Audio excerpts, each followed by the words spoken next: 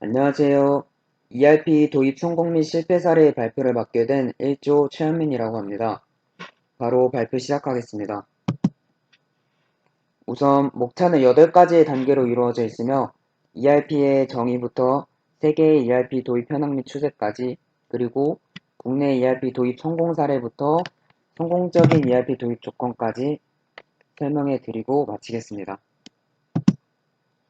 우선 첫 번째, ERP 전사적 시스템에 대해서 설명해 드리겠습니다. ERP란 전사적 시스템이라고 불리며 기업의 회계부터 인사 및 제조 관리 등 일상의 업무 활동을 하나의 시스템으로서 통합 관리하는 소프트웨어 패키지를 의미합니다. ERP는 단순 자원, 생산, 구매의 영역을 뛰어넘어 인적 자원, 재무 및 회계 등의 영역까지 아울러 하나의 시스템에서 전사적인 자원을 효율적으로 관리할 수 있게 발전해 왔습니다. 두 번째, ERP의 역사와 출현 배경에 대해 설명해 드리겠습니다. ERP는 제조업 생산 부문의 효율적인 관리 시스템을 위해 제안된 MRP에서 시작되었습니다. MRP란 1970년대 초 제조가 필요한 부품과 구매가 필요한 부품을 적시적소에 공급, 관리하는 시스템을 말합니다. 1980년대에 들어 컴퓨터의 발달에 힘입어 생산활동에 관련된 관리 부문의 업무가 추가되면서 MRP2가 등장합니다. 이는 기존의 MRP와는 다른 생산자원 계획의 개념으로 확장되었고, 그 결과로 MRP2라는 새로운 기법이 정의되었습니다. 1990년대에 들어 ICT의 급속한 발전으로 MRP2가 제공하지 못하는 기능이 추가된 분산화, 개방화한 ERP 시스템이 등장하게 됩니다. ERP는 공급망 관리 차원에서 기업의 통합 범위를 공급자와 고객으로 확장할 수 있는 기능을 제공하게 됩니다. 2000년대 이후에는 기존 ERP보다 좀 더 발전한 새로운 개념의 ERP 개념이 등장하게 됩니다. 기존의 ERP 시스템은 기업 내부 프로세스의 최적화가 목표였지만 확장형 ERP는 기업 외부의 프로세스까지 운영 범위를 확산하여 한 단계 발전한 ERP를 뜻합니다. 그럼 ERP의 출현 배경에 대해 설명해 드리겠습니다. ERP의 출현 배경은 첫째, 기업의 전사적 업무의 통합적 연계의 필요성이 대두되었기 때문입니다. 과거 경영 지원을 통한 서버 시스템은 부서마다 별개로 운영되었기 때문에 불편과 낭비를 초래하였습니다. 그러나 기업의 모든 업무는 서로 유기적으로 연결되어 있고 이러한 통합적 연계 필요성을 해결하기 위해 ERP가 등장하게 되었습니다. 둘째, PC의 등장과 ICT의 발전입니다. PC의 등장과 ICT의 발전으로 인해 인사, 회계, 생산, 조달 관리 등 회사 내부의 관리가 필요한 모든 부문의 시스템이 통합 가능해졌습니다. 세 번째, ERP의 주요 목적 및 기대 효과에 대해 설명해 드리겠습니다. ERP의 주요 목적으로는 핵심 비즈니스 프로세스들로부터 생성된 데이터를 하나의 시스템으로 통합하고 조직의 모든 기능 영역들 사이에 정보가 끊김없이 흐르도록 하기 위함입니다. 또한 ERP를 도입하고 활용함으로써 업무의 처리 방법이나 기업의 구조를 본질적으로 혁신하기 위해서입니다. 기대 효과로는 업무 수행에 있어 생산성 및 효율성을 강화할 수 있습니다. 또한 기업 전반에 걸쳐 정보의 의사소통을 촉진시킬 수도 있습니다. 그리고 고객의 요구에 더 유연하게 대응이 가능하며 주문 처리를 좀 더 정확하게 수행할 수 있도록 지원해줍니다. 결국 이 모든 효과를 간단하게 정리하자면 기업의 업무 효율성을 극대화시킬 수 있다는 것입니다. 네 번째, 세계 ERP 도입 현황 및 추세에 대해 설명해 드리겠습니다. 현재 세계의 ERP 도입 현황 및 추세는 세계 ERP 시장의 1위 업체인 독일의 SAP를 통해 설명해 드리겠습니다. 현재 대기업의 대부분은 SAP를 사용하고 있습니다. SAP ERP는 대기업의 경우 ERP 기본 틀에다 회사마다 기능을 추가 수정하는 식으로 작동합니다. 삼성, LG, 현대 같은 국내 대기업들도 대부분 SAP를 도입한 상태입니다. 비교적 규모가 작은 중소기업들은 비용 부담이 덜한 국내 ERP 기업인 더비즈온, 비제트로 영림원을 많이 사용하는 편입니다. 이제 국내 ERP 도입의 성공 사례를 설명해 드리겠습니다.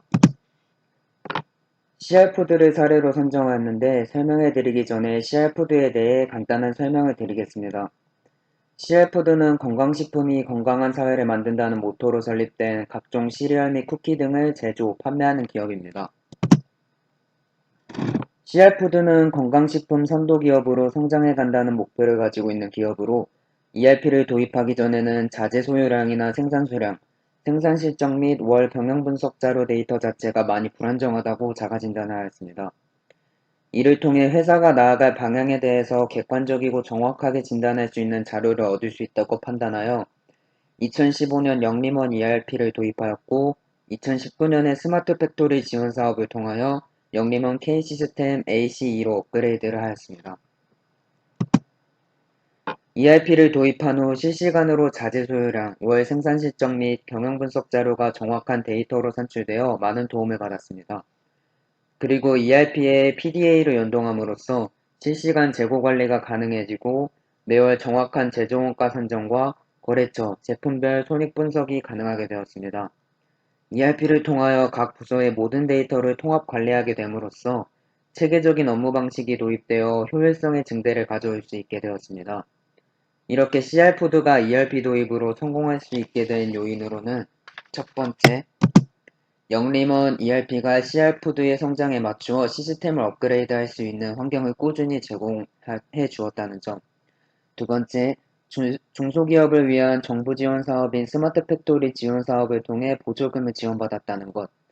세 번째, 위의 과정을 통해 영림원이 최신 ERP를 자금의 부담 없이 도입할 수 있었다는 것이 있습니다.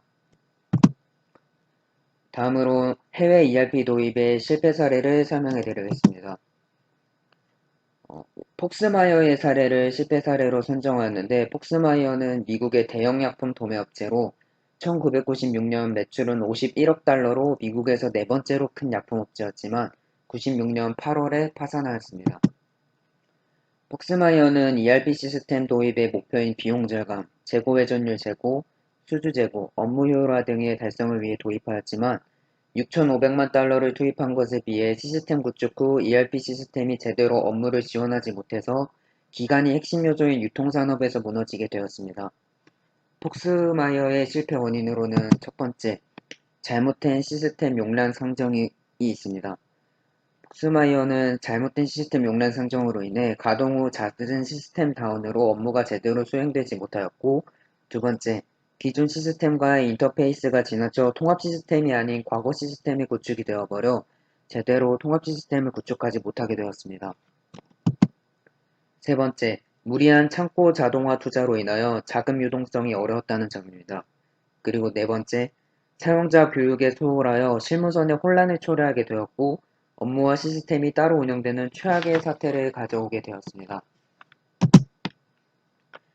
앞에 전체적인 내용을 통해 ERP 도입의 장단점 및 고려사항을 설명해 드리겠습니다. 우선 ERP를 자체적으로 개발하는 경우와 외부 ERP를 도입하는 경우로 나누어 보겠습니다. ERP를 자체적으로 개발하는 경우 장점은 개발 초기 사용자 요구에 만족, 사내 인력을 통한 비용 절감, 사용자 및 관리자의 관심을 쉽게 받을 수 있다는 점이 있습니다. 반면 단점으로는 초기 시스템 개발에 많은 시간과 전문 인력이 필요하고 시간이 흐름에 따라 유지, 보수에 많은 노력이 수반되며 정보기술의 변화에 따라 많은 전문 인력과 노력이 필요하게 된다는 점이 있습니다.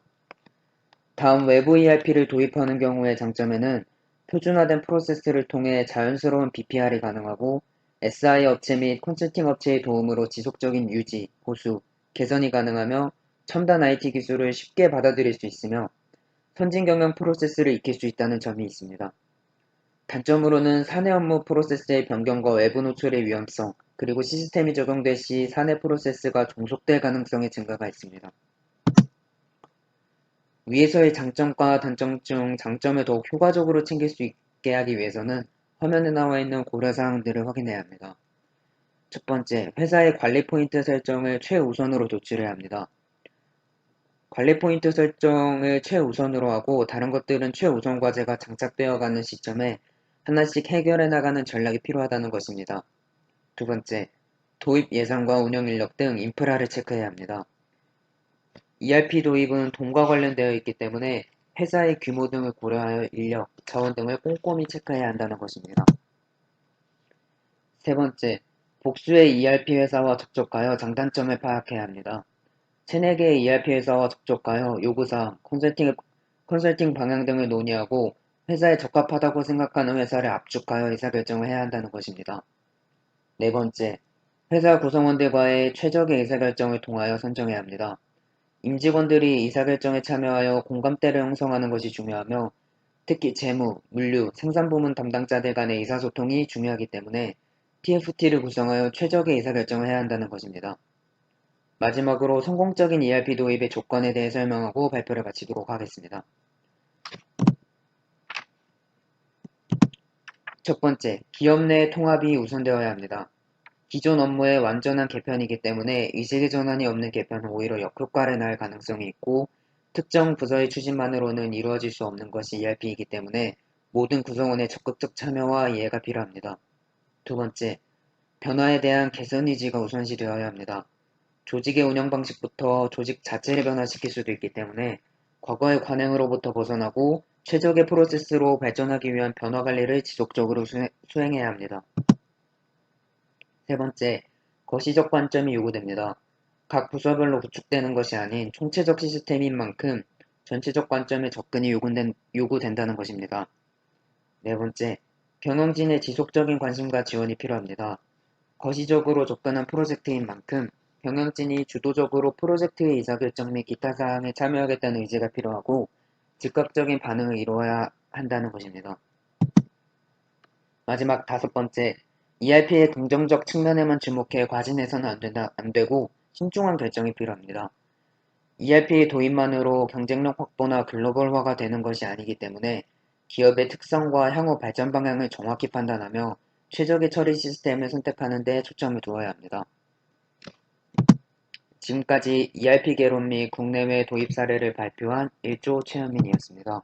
들어주셔서 감사합니다.